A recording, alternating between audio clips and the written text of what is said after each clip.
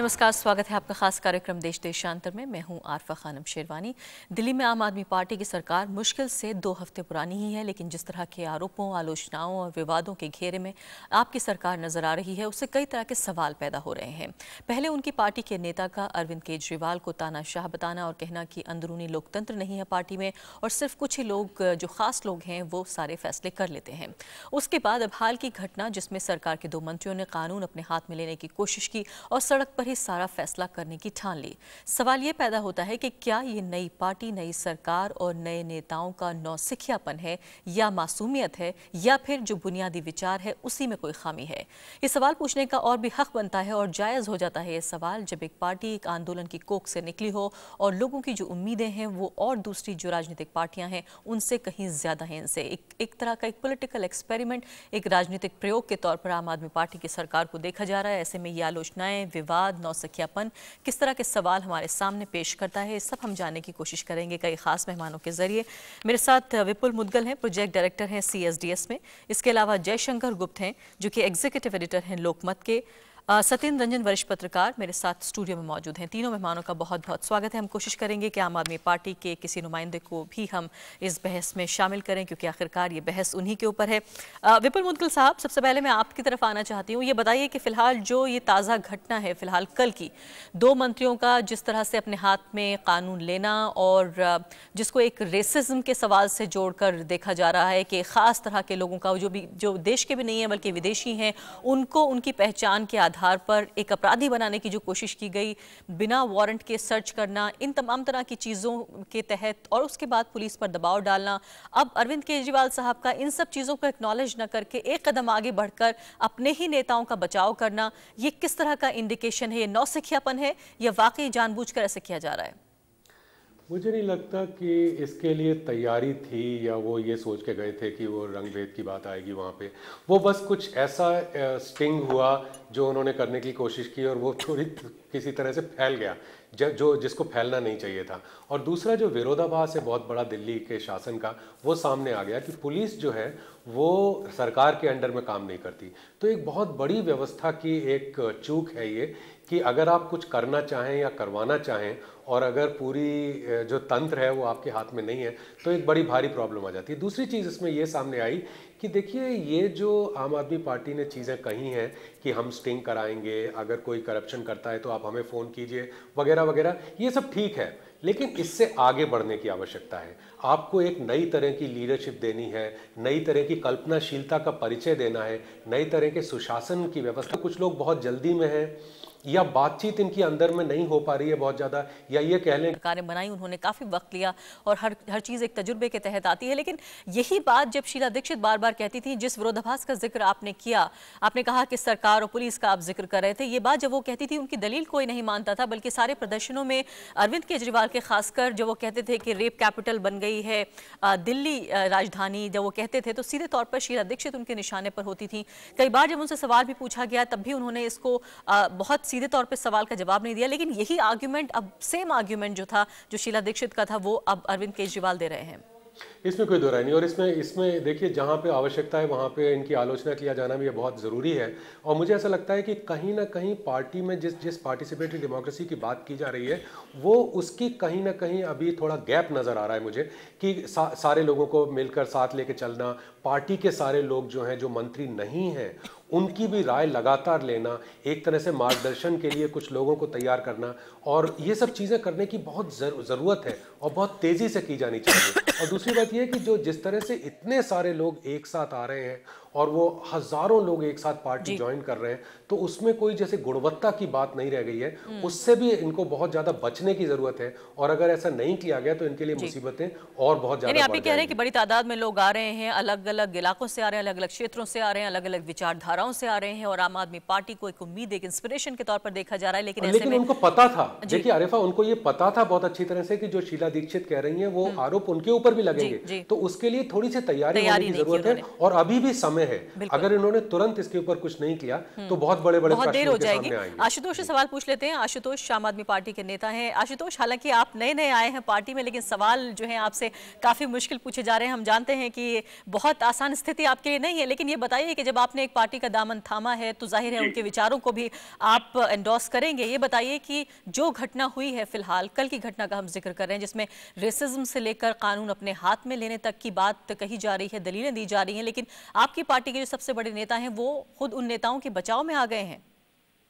देखिए, मुझे लगता है कि इस पूरे घटनाक्रम को परिप्रेक्ष्य में समझने की कोशिश नहीं की जा रही है। ये इस पूरे मसले का दुर्भाग्यपूर्ण हिस्सा है। मुझे लगता है कि दिल्ली के अंदर एक खास तरीके का वर्ग है जो हर चीज को खास नजरिए से देखता है और अपने नजरिए को बदलने के लिए तैयार नहीं है। इस पूरे घटनाक्रम को दो संदर्भों में देखने की जरूरत है। पहला संदर्भ यह है कि दिल्ली के अंदर महिलाओं की सुरक्षा और जिस तरीके से आम आदमी की सुरक्षा है, एक सवाल ये है। दूसरा सवाल इस बात को लेकर यह है कि दिल्ली के अंदर पुलिसिंग किस तरीके से, और दोनों सवाल एक दूसरे से आपस में जुड़े हुए हैं। ये जो पूरा मामला है, ये मामला दरअसल खिड़की एक्सटेंशन का है, जहां के नागरिक, जहां के लोग काफी लंबे समय से पुलिस से इन राइटिंग लिखित में लगातार कंप्लेन करते रहे थे और लगातार पुलिस से गुजारिश कर रहे थे कि आप इन लोगों का कुछ करिए, क्योंकि इन लोगों की वजह से हमारा जीना वहां बहुत मुश्किल हो गया, बहुत तकलीफ हो रही है और लोगों को परेशानी है। लगातार कंप्लेन करने के बावजूद भी जब पुलिस ने किसी तरीके का कोई एक्शन नहीं लिया और ये उसी तरीके से चलता रहा, तब इन लोगों ने मंत्री महोदय को संपर्क किया और मंत्री महोदय को उस दिन जब सूचना मिली कि इस तरीके का घटनाक्रम वहां चल रहा है, तो वहां पर पहुंचे और अकेले नहीं पहुंचे, पीसीआर की वैन के साथ पहुंचे जी। और उसके लेकिन जो दबाव, आशुतोष, जो दबाव डाला गया पुलिस वालों पर कि बिना सर्च वारंट के आप सारा फैसला यहीं पर कर दें, और ये आरोप कहीं ना कहीं आपकी पार्टी पर शुरू से लग रहा है कि आप सारा फैसला जो है सड़क पे कर लेना चाहते हैं, और कल उसका रिफ्लेक्शन मिल गया हमें, एक नुमाइंदगी हो गई उसी सोच की। देखिए, सबसे बड़ी बात यह कि अगर कोई आदमी पूर्वाग्रह से ग्रस्त होकर कोई फैसला करना चाहता है या कोई टिप्पणी करना चाहता है तो उसमें तो मैं कुछ नहीं कर सकता हूं।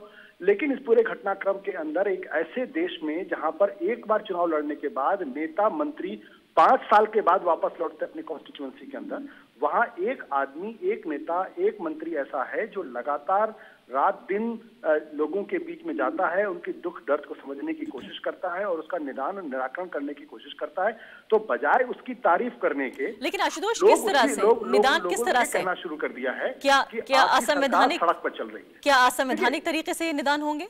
नहीं, संवैधानिक असंवैधानिक, इसमें कुछ भी असंवैधानिक नहीं है। मैंने कहा ना कि दरअसल पिछले 60 सालों में हमारी दृष्टि ऐसी हो गई है कि हम चीजों को एक खास तरीके के चश्मे से देखने की कोशिश करते हैं। यानी कि इस देश के अंदर जो गवर्नेंस है उसमें लोगों की भागीदारी पूरी तरीके से खत्म हो चुकी है, और जब आप उस भागीदारी को वापस लाने की कोशिश करते हैं तब ये कहा जा रहा है कि आप सड़कों पर गवर्नेंस करने की कोशिश कर रहे हैं। दरअसल आम आदमी की मेरा सवाल जवाब सुनिए। आम आदमी पार्टी की सरकार आने के बाद से पिछले 15 दिनों में मैनिफेस्टो और जो हमारे 18 मुद्दे थे उनमें से कम 7-8 मुद्दों को लागू करने की कोशिश किया गया, प्रयास किया गया और सक्सेसफुली किया गया। मैं एक सवाल पूछना चाहता हूं बाकी लोगों से, क्या छत्तीसगढ़, क्या मध्य प्रदेश, क्या राजस्थान में जहां बीजेपी की सरकारें हैं, क्या उन्होंने अपने मैनिफेस्टो में से इन 15 दिनों के अंदर एक भी मुद्दे को लागू करने का काम आशुतोष, वो बहस अपने आप में अलग है, वो बहस भी हम करते रहे हैं। वो अलग बहस नहीं, दरअसल बहुत क्योंकि ये खास घटना जो है किया जा रहा है इस पूरे नहीं, बिल्कुल सही बात है, और आपका ज्यादातर इस बात को लेकर ज्यादा आपकी जांच हो रही है, क्योंकि हम जानते हैं कि तमाम जो राजनीति है आम आदमी पार्टी की वो टेलीविजन से शुरू हो रही है, इसलिए हर घटना की जो गवाही और जज जो है वो टीवी बन रहा है। ये हो सकता है आपके लिए एक मुश्किल घड़ी पैदा हो रही हो। नहीं, कोई मुश्किल घड़ी नहीं है, माफ करिएगा, आप लोगों को गलतफहमी है। किसी तरीके में पूरी मुलायमियत के साथ और पूरी माफी के साथ आपसे कहना चाहता हूं, ये बिल्कुल मुश्किल की घड़ी नहीं है। हिंदुस्तान, दिल्ली के लोगों को चीजों को जो खास तरीके से देखने की आदत है, उस खास वर्ग को अपना नजरिया बदलना पड़ेगा, तब उनको समझ में आएगा कि लोकतंत्र दरअसल पिछले 15 दिनों में कितना जीवंत हुआ है। बिल्कुल, मैं ये भी आपसे जानूंगी कि वो खास वर्ग, मैं जानूंगी आशुतोष आपसे कि वो खास वर्ग कौन सा है, और भी कई सवाल हैं, आप हमारे साथ लाइन पर रहिए। सत्येंद्र रंजन ये कह रहे हैं कि दरअसल ये चश्मे का कसूर है, ये बात घटना घटी नहीं है, और ये भी कह रहे हैं कि दरअसल ये लोगों की भागीदारी है। देखिए, इस पार्टी के साथ यही एक बहुत बड़ी समस्या है कि अगर आप कुछ कहते हैं, इनके बारे में सवाल उठाते हैं, तो खोट आप में है, गलती आपके भीतर में है, आपके नज़रिए में गलत है। आप अगर कोई बात कहें तो ये कहेंगे कि हम तो एक नई चीज़ कर रहे हैं, ये आपको समझ में नहीं आ रहा है ये बात, क्योंकि आप लोग एक खास तरह के माइंड सेट में कंडीशनड हो गए हैं। अब बात यह है कि अगर आपका बेस लाइन इफेक्ट यहाँ है कि जहाँ से आपने शुरू किया वहीं से नई चीज़ शुरू हुई, तो ये तो एक ऐसी बात है जिस पे आप कोई उसके बाद डिबेट ख़त्म हो जाती है। क्योंकि जब आप एक पावर में आए हैं, लोग आपकी अकाउंटेबिलिटी फिक्स करना चाहते हैं, जो आप कर रहे हैं उसके ऊपर सवाल करेंगे, तो इसका बहुत ही सीधा सा जवाब है कि आप एक नई चीज़ को आप समझ नहीं पाए या आपके नज़रिए में खोट है, आप तो ठीक है, वो तो एक फिर तो इसके बाद। और ये बात जैसा कि आपने पहले सवाल पूछते हुए भी कहा कि आज से नहीं, जब से अन्ना आंदोलन शुरू हुआ है तब से ये चीज़ चल रही है। लेकिन ये सारे सवाल जो बात कही जा रही है कि इसमें कुछ नया है, पहली बार पार्टिसिपेटिव डेमोक्रेसी हो रही है, पहली बार कुछ भी हो रहा है वो पहली बार हो रहा है, इसको बहुत ही सिंपल, बहुत ही साधारण ढंग से इन सभी चीज़ों को चैलेंज किया जा सकता है। और किस वर्ग की बात कर रहे हैं? वो कह रहे हैं एक खास तरह का वर्ग जो है वो इन चीज़ों को एक खास चश्मे से देखता है। नहीं, वो खास वर्ग कौन सा है? खास वर्ग तो मेरा तो ये मानना है पार्टी खास वर्ग की है, नाम भले आम हो लेकिन ये पार्टी में एक खास वर्ग, जो इसका लीडरशिप है, जो जहाँ से ये आंदोलन चला, जो जिस तरह ये पार्टी खड़ी हुई है, वो एक खास वर्ग के लोग हैं, खास लोगों की पार्टी है जिन्होंने अपने को आम नाम दे रखा है। अगर आम की बात आप करते हैं इस देश के भीतर में, तो कांसी राम जी ने जो पार्टी खड़ी की दलितों के बीच में जा करके, और वो पार्टी जिस तरह से ग्रो करके आई और उसने जिस तरह से अपने आप को एक राजनीति में स्थान बनाया, उससे बड़ा एक्सपेरिमेंट तो कोई नहीं हुआ इस देश के भीतर। जयशंकर गुप्ता, बताइए आपका इस बारे में क्या राय है? क्या वाकई ये आम आदमी पार्टी की सरकार, उनके नेता जो स्टेटस को है, जो बहुत दशकों से बना हुआ एक व्यवस्था है, उसको चैलेंज करने की कोशिश कर रहे हैं और कोई नई चीज हमारे सामने पेश कर रहे हैं जिसमें वो कह रहे हैं कि उम्मीद है और लोगों की भागीदारी है, इसलिए हमें परेशानी हो रही है, या वाकई इनके काम करने के तरीके में खोट है? नहीं, देखिए आरफा, एक तो सबसे बड़ी बात समझने की होगी कि आम आदमी पार्टी के बनने के तुरंत बाद चुनाव हुए और चुनाव में 28 सीटें जीतने के बाद तुरंत उनकी सरकार बन गई। तो अभी तक तो राजनीतिक स्थितियों के बारे में समझना है, क्या करना है क्या नहीं करना है, तो उसमें तो ज़्यादा कुछ था नहीं, और अचानक सरकार में आ गए तो फिर एक जो अंतर्विरोध जैसे हैं ना, वो सामने उभर करके आएंगे ही आएंगे। अच्छा, मैं शुरू से ही मानता रहा हूँ कि आम आदमी पार्टी के पास किसी तरह का कोई वैचारिक आधार अभी तक नहीं है, क्लैरिटी नहीं है। और लेकिन ये जो घटना हुई है, ये जो आपकी ये खिचड़ी के बात जो है, एक्सटेंशन की बात जो है, अब देखो, मंत्री होने का मतलब ये नहीं है कि अगर कोई घटना होती है तो उसमें वो उनका हस्तक्षेप ना हो। उस मामले में पुलिस की भी बहुत बड़ी गलती है। जिस ढंग से एसीपी बोल रहे थे कि साहब मंत्री ji you are crossing your limit, ये अपने आप में देखने की बात। अगर कहीं कोई क्राइम हो रहा है तो ज़रूरी नहीं है कि उसके लिए पहले से आप ये सर्च वारंट लेकर जाइएगा या एफआईआर होगा तभी आप जाइएगा। लेकिन जो कानून के काम करने का तरीका है, जिसे अंग्रेजी में ड्यू प्रोसेस ऑफ लॉ कहते हैं, क्या उसे हम इग्नोर कर सकते हैं? नहीं, अगर हमारे पास कोई शिकायत आती है, देखिए आप 100 नंबर पे जब फोन करते हैं पुलिस को, तो पुलिस ये थोड़ा पूछती है कि आप सर्च वारंट है कि नहीं है या एफआईआर, वो वहाँ मौके पर पहुँचती है, उसको काम करना चाहिए। सत्येंद्र जवाब दे रहे हैं आपकी बात का। नहीं, दिक्कत एक और है ये कि सत्येंद्र जी की बात को सुन लेते हैं जयशंकर जी। मैं सिर्फ ये कहना चाहता हूँ, शिकायत किस तरह की है, उसका क्या नेचर है, वो उस पर तुरंत दखल दिया जा सकता है या नहीं, आधी रात में महिलाओं को पुलिस वाले पकड़ सकते हैं या नहीं, इन सारे चीज़ों का तो प्रोसीजर बना हुआ है। अब उसके भीतर जो जिस तरह का वहाँ पर क्राइम हो रहा था, क्या वहाँ कोई टेररिस्ट एक्टिविटी हो रही थी कि उसके भीतर तुरंत दखल दिए जाने की बिना सर्च वारंट के? हम लोग सिविल लिबर्टी आंदोलन में पिछले 20 साल से काम कर रहे हैं। हम लोगों का ये डिमांड रहा कि पुलिस बिना सर्च वारंट के कहीं नहीं उसको दखल देना चाहिए, या 6 बजे शाम के बाद किसी महिला को किसी पुलिसकर्मी द्वारा नहीं पकड़ा जाना चाहिए। ये सारी मांग लंबे समय से सिविल लिबर्टी और डेमोक्रेटिक राइट्स मूवमेंट ने उठाए हैं। आज एक जगह पर जाकर वो सारी चीज़ों को बदल दिया जाए, ये बहुत ही समस्याग्रस्त बात। जयशंकर जी। हाँ, नहीं, बिल्कुल मैं सत्येंद्र की बात से सहमत हूँ। सिविल लिबर्टीज़ का मामला जहाँ तक है उसमें वो है, वो अपनी जगह वो बात है। नहीं, लेकिन सवाल ये है और ये भी है ना जयशंकर जी के सिविल लिबर्टी का जो सवाल है, जो नागरिक आज़ादी का सवाल है, क्या उसे लोकतंत्र से, लोगों की भागीदारी से, न्याय से अलग करके हम देख सकते हैं क्या? नहीं, सबसे बड़ी बात क्या है कि एक तो नई पार्टी बनी है, नई सरकार बनी है, तो कुछ मंत्री इनके ज़्यादा उत्साह में भी दिख रहे हैं, जो थोड़ी धीरे धीरे ठंडा पड़ जाएगा। उसमें असल बात क्या है कि राजनीतिक दल और सरकार दोनों को जब तक आप अलग नहीं करेंगे, जैसे इस तरह की जो घटनाएं होती हैं, इस काम को अगर आम आदमी पार्टी के लोग शिकायती लहजे में ले जाते, या अगर मान लीजिए मिनिस्टर हैं, आपके पास खबर आई है, तो आप पुलिस कमिश्नर को बता सकते थे या वहाँ के डीसीपी को भी बता सकते थे कि इस तरह की रिपोर्ट्स हैं। अब हालांकि ये लोग कह रहे हैं कि हम लोग लगातार शिकायत कर रहे थे, पुलिस कोई सुनवाई नहीं कर रही थी, तो बहुत दिनों से बात चली रही थी ना। इसमें कहीं ना कहीं एक पुलिस का नेक्सस भी सामने उभर कर आ जाता है। लेकिन बात सिर्फ इतना ही नहीं है। जैसे अब मान लीजिए दिल्ली में अभी हुआ है, ये पहाड़गंज के पास में जो कनाडियन महिला के साथ बलात्कार हुआ है, तो आम आदमी पार्टी के लोग जिस तरह से पहले, मतलब अन्ना आंदोलन के लोग जो रहे थे, ये लोग जब कैंडल मार्च करते थे, कभी प्रदर्शन करते थे, तो पार्टी कार्यकर्ता क्यों खो जा रहे हैं, क्यों सो जा रहे हैं? उनको सामने आना चाहिए। सरकार अपना काम करेगी, लेकिन कहीं ना कहीं एक डिवीजन लाइन बनाना चाहिए। तो अब अगर आप सरकार भी आप ही चलाएंगे, राजनीतिक दल भी आप ही चलाएंगे, सारा कुछ आप करेंगे, तो उसमें कहीं ना कहीं तो प्रॉब्लम आएगी। कहीं ना कहीं आपको एक विभाजन की रेखा खींचनी पड़ेगी। यानी कि मुद्दई और गवाह सब एक ही तरह के लोग बन रहे हैं, तो नहीं हो पाएगा। तो फिलहाल एक छोटा सा ब्रेक ले रहे हैं। हम तीनों मेहमान तो हमारे साथ बने ही रहेंगे। आशुतोष से भी हम गुजारिश करेंगे हमारे साथ फोन लाइन पर बने रहें। ब्रेक के बाद लौटते हैं। जी हाँ, आज हम बहस इस बात पर कर रहे हैं, आम आदमी पार्टी की सरकार पिछले दिनों में जिस तरह के विवाद, आलोचनाओं, आरोपों के घेरे में आई है, सिर्फ 2 हफ्ते पुरानी ये सरकार है, इसको क्या कह सकते हैं? इससे क्या हम निर्णय इसका क्या निकालें, इनका नतीजा हम क्या निकालें? क्या वाकई ये नौसिखियापन है या वक्त और दिया जाना चाहिए? क्या लोग खास वर्ग, जैसे आशुतोष ने जिक्र किया कि वो लोग एक चश्मा लगा कर देख रहे हैं और इसीलिए सब कुछ गलत नजर आ रहा है? आशुतोष, अगर आप मेरे साथ फोन लाइन पर हैं तो मैं आपसे ये भी समझना चाहती हूँ कि चूंकि महिला सुरक्षा एक बड़ा मुद्दा रहा और हम जानते हैं कि आप लोगों ने जो आंदोलन चलाया उसमें महिला सुरक्षा को लेकर जो आंदोलन हुआ, जो पहली बार भारत में देखा गया, वो भी एक महत्वपूर्ण आंदोलन था। और इस लिहाज से ये बयान बहुत महत्वपूर्ण हो जाता है जब आपकी पार्टी के सबसे ऊंचे नेता की तरफ से बयान ये आता है कि जो ड्रग्स और जो सेक्स रैकेट्स हैं वो दरअसल रेप के पीछे बहुत बड़ी वजह है। आपको नहीं लगता कि ये ओवर सिंप्लीफिकेशन है, ये सरलीकरण है इस बहुत बड़े एक मुद्दे का?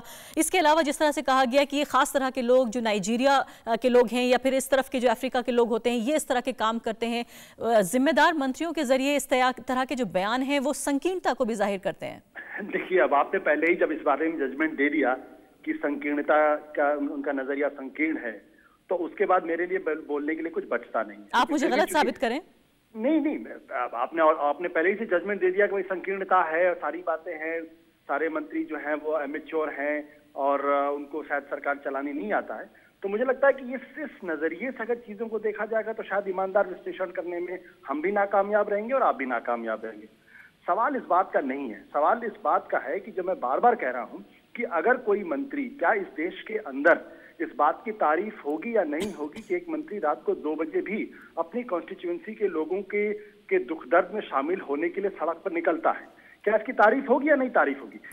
या हम ये चाहते हैं कि इस देश के तमाम मंत्री वो रात को अपने घरों में दुबके रहें, उनकी कॉन्स्टिट्यूएंसी के लोगों को तकलीफ होती रहे, वो उन पर सुनने की कोशिश ना करें? पुलिस जो हाथ पर हाथ धरे बैठी रहती है, एक बहुत बड़ा माफिया दिल्ली के अंदर ड्रग एडिक्ट्स का और साथ ही साथ ड्रग डीलर्स का चलता है। लेकिन आशुतोष, पुलिस की मिली भगत है। आपने जो बात कही ये बात सही है कि इसके पीछे अगर स्पिरिट देखी जाए तो वो काबिले तारीफ है, लेकिन एक एक्टिविस्ट होने में और एक सरकार के मंत्री होने में क्या हमें फर्क नहीं करना होगा? नहीं, क्या हम ये सोचने के लिए तैयार हैं क्या कि जो पिछले 50 सालों से इस देश के अंदर जो गवर्नेंस चल रहा है वो गवर्नेंस का तरीका सही है, जहां आम आदमी के लिए सारे दरवाजे बंद हैं, जहां नेता रात को आराम से चिपक के सो जाते हैं, दिन के अंदर वो गायब रहते हैं, उनको वो इनएक्सेसिबल हैं?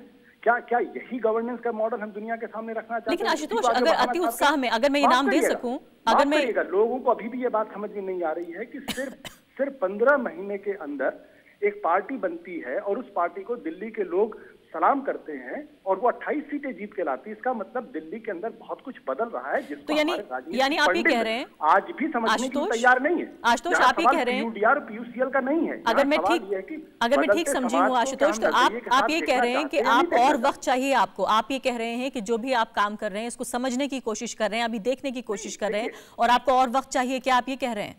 नहीं, वक्त, मैं वक्त की बात नहीं कर रहा हूँ, मैं कह रहा हूँ कि हमें अपना नजरिया बदलना पड़ेगा चीजों को देखने के लिए। मैं कहना चाहता हूँ, जब अन्ना का आंदोलन आज से 3 साल पहले शुरू हुआ तो लोगों ने कहा था कि भाई ये वो लोग हैं जो आंदोलन करना बहुत आसान होता है लेकिन पार्टी बनाकर चुनाव लड़ना बहुत मुश्किल काम होता है। और जब पार्टी बनाकर चुनाव लड़े, लोगों का समर्थन मिला, लोकतंत्र के अंदर आप उसको भी अब मानने के लिए तैयार नहीं है। और हमारी दिक्कत इस बात को लेकर नहीं है कि आप क्या सोचते, हम लोगों को जब ये दिखाई नहीं पड़ रहा है कि महज 15 दिनों के अंदर जो आपके मैनिफेस्टो के मुद्दों को जिस तेजी के साथ लागू करने का काम किया गया है, क्या वो लोगों को दिखाई पड़ रहा है या दिखाई नहीं पड़ रहा है? आशुतोष, विपुल मुद्गल कुछ कह रहे हैं। पॉलिटिकल पंडित अपनी आंखों को बंद किए हुए। आशुतोष, ये बड़ा सवाल है। विपुल मुद्गल कुछ कह रहे हैं। विपुल मुद्गल जी, ये बताइए, वाकई की संकीर्णता जो है हमारे नजरिए में है या फिर आम आदमी पार्टी की सोच में है? देखिए आशुतोष, मैं बस छोटी सी बात ये कहना चाह रहा था आपसे कि देखिए, बहुत ज़्यादा डिफेंसिव, ये टिप्पणी है एक तरह से, प्रश्न नहीं है। बहुत ज़्यादा डिफेंसिव और बहुत ज़्यादा ऑफेंसिव होने का कोई फ़ायदा नहीं है। अभी 15 दिन हुए हैं, इसमें कोई दो राय नहीं। अगर ध्यान से देखें तो एक वैकल्पिक राजनीति की शुरुआत आपने की है, जिसका आपको साधुवाद मिलना चाहिए। इसमें कोई दो राय नहीं कि बहुत सारे राज्यों में अब लोकायुक्त के ऊपर जन लोकपाल की तर्ज पे बातचीत हो रही है। ये भी बात सही है कि कई मुख्यमंत्री कह रहे हैं कि हम अपनी सिक्योरिटी आधा कर रहे हैं। एक मुख्यमंत्री कह रहे हैं कि बिजली के दाम आधे कर रहे हैं। एक जगह पे ये कहा जा रहा है, जैसे हमने देखा कि लोकपाल सुपरफास्ट गति से पास हो गया। तो ये सब आपके द्वारा की गई एक वैकल्पिक राजनीति की शुरुआत है, जिसका कि आपको साधुवाद मिलेगा। लेकिन कुछ चीज़ें ऐसी हैं जिस पर क्रिटिसिज्म भी आपको लेना पड़ेगा। और बहुत ज़्यादा ऑफेंसिव होकर ये कहना कि आपकी नज़र में कोर्ट है या फिर हमें जो है पहले से आपने जजमेंट दे दिया, वो मेरे ख्याल थोड़ी सी अति शीघ्रता थोड़ी सी उसमें हो जाएगी। क्योंकि ज़रूरत इस बात की है कि आप कहीं पे वो कल्पनाशीलता दिखाएं गवर्नेंस में, जिससे कि परिवर्तन होता हुआ नजर आए। और ये बहुत आवश्यक है उसके लिए, जैसे कि पहले जयशंकर जी ने कहा कि सरकार और पार्टी के बीच में एक बहुत बड़ा डिफरेंस हो, अच्छा बड़ा मार्गदर्शन हो, सेल्फ क्रिटिसिज्म हो, और ये सारी चीज़ें निकल के आनी। तो हम ब्लेम करना जैसे दिल्ली पुलिस को करना शुरू करते हैं तो वो बड़े आराम से कर सकते हैं। तो इसमें कोई दो राय नहीं।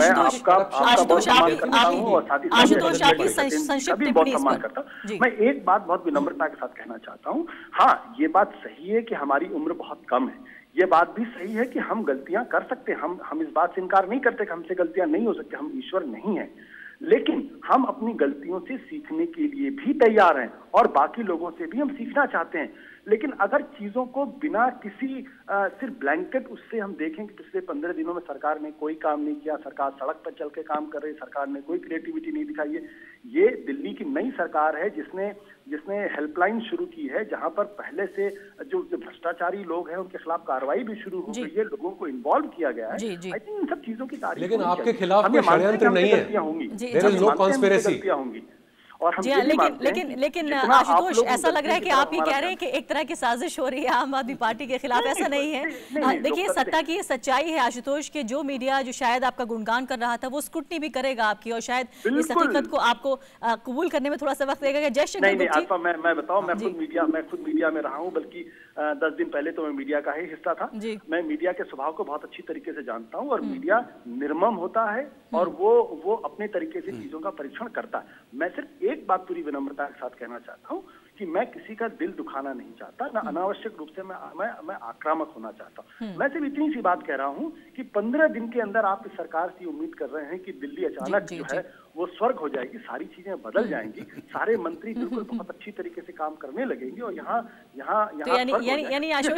आशुतोष, समय बिल्कुल समाप्त हो गया। यानी आप ही कह रहे हैं कि थोड़ा वक्त दिया जाना चाहिए, अगर मैं आपकी बात को सही समझी हूँ। जयशंकर गुप्ता जी, आखिरी सवाल आपसे मैं करना चाहती हूँ कि क्या वाकई ये नौसिखियापन ऐसा तो नहीं है कि कुछ ऐसा डैमेज कर देगा जिसको संभालना मुश्किल हो जाएगा, या वाकई हम निर्मम हो रहे हैं जब हम वक्त नहीं देना चाहते एक इतनी नई पार्टी, एक इतनी नई सरकार को?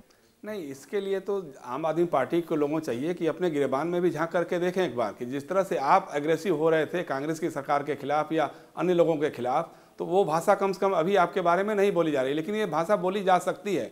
सबसे बड़ी बात जो बार बार मैं शुरू से ही कहते आ रहा हूँ, ये कि वैचारिक क्लैरिटी बहुत ज़रूरी है, क्योंकि आपकी पार्टी में कैप्टन गोपीनाथ भी आ जाते हैं और आपकी पार्टी में झुग्गी झोपड़ी वाला भी आ जाता है। कैप्टन गोपीनाथ को बाद में लगता है कि नहीं, आर्थिक कारण ये जो FDI का मामला है वो गलत है, तो आपकी पार्टी के खिलाफ वो बोलना शुरू कर देते हैं। आपकी पार्टी में बिन्नी साहब आ जाते हैं, जो पहले कभी मंत्री बनना चाहते हैं, फिर बाद में लोकसभा का MP बनना चाहते हैं। ये आप कहते हैं, एक बार आप कहते हैं कि नहीं हम मंत्री बनने की बात नहीं थी, लेकिन तो जयशंकर इस तरह के जो विरोधाभास ये पैदा होता है कि आखिर जो लोग हैं आसपास, जो नेता, जो पोटेंशियल लीडर्स हैं जो आ रहे हैं आम आदमी पार्टी के लिए, उन्हीं लोगों में से शायद नेता बनेंगे, और फरिश्ते ऊपर से उतरना बहुत मुश्किल है कि वो खास लोग लाए जाएं जो आम आदमी पार्टी के नेता बने और मंत्री बने। आखिरी सवाल सत्येंद्र रंजन जी बताइए कि जिन लोगों ने सपोर्ट किया, समर्थन किया शुरू से लेकर अब तक आम आदमी पार्टी का, जिन लोगों ने वोट किया, वो इन 2 हफ्तों में इनकी सरकार को कैसे जांच रहे हैं? नहीं, कई ऐसे लोग, कल एक बहुत नामी पत्रकार हैं, वो एक टेलीविज़न जो कि उनके बहुत ही बड़े समर्थक रहे हैं, कल उन्होंने कहा कि today I am sad and depressed. तो ये इस तरह की प्रतिक्रियाएं होंगी। जब दूसरी चीज़ जो और बिजली और पानी का जो सवाल है, जो कहा जा रहा है कि वादा पूरा कर दिया गया है, अगर वो वादा पूरा कर दिया गया है तब लोग उसका स्वागत कर रहे होंगे, लेकिन जो खबर अखबारों में छप रही है उससे तो ये लगता है कि बहुत बड़े इलाके में बिजली और खासकर पानी का संकट और भी बढ़ गया है, और अब वो लोग इसको कैसे लेंगे, इस पर कैसे रिएक्ट करेंगे। ठीक है, अभी 2 हफ्ते 3 हफ्ते का समय है, हम लोग को जजमेंटल नहीं होना चाहिए, जाहिर दिया जाना चाहिए। पूरे डिस्कशन का, पूरी चर्चा का लब्बे रुबाब लगता है, जो आखिरी जो जिस्ट है वो लगता है यही है। सत्यरंजन, बहुत बहुत शुक्रिया। प्रफुल्ल मुदगल साहब आपका, जयशंकर गुप्त और साथ ही आशुतोष ने भी हमारे कई मुश्किल सवालों का बहुत धैर्य के साथ जवाब दिया। आपका भी शुक्रिया आशुतोष। तो साफ तौर पर जो पैमाना आम आदमी पार्टी ने दूसरी पार्टियों के लिए, दूसरी सरकारों के लिए तय किया था चुनाव से पहले, शायद उसी पैमाने पर उनकी भी परख हो रही है। इसी के साथ अभी के लिए इतना ही। नमस्कार।